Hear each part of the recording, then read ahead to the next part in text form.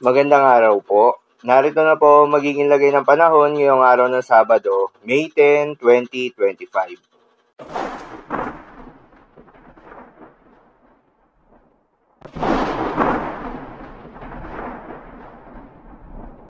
Sa kasalukuyan na tayon sa pag-asa, patuloy na umiiral itong easterlies o yung mainit na hangin galing sa may karagatang Pasipiko at patuloy na nakakaapekto sa buong bahagi ng ating bansa.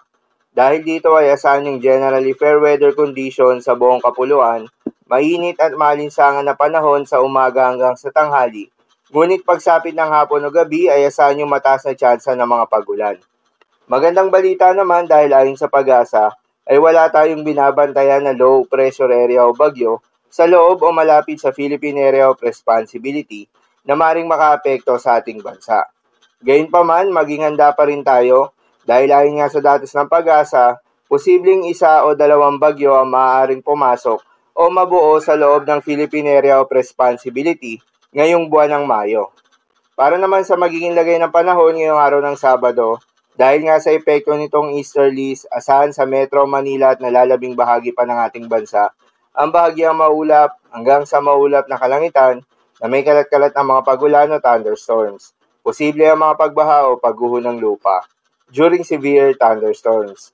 Madalas, nabobo ang mga thunderstorms na ito tuwing hapon o gabi na nagtatagal ng 1 hanggang 2 oras. Kaya naman ingat sa mga posibleng banta ng pagbaha at pagguho ng lupa, lalong-lalo na sa mga lugar na inuulan na noong mga nakaraang araw pa.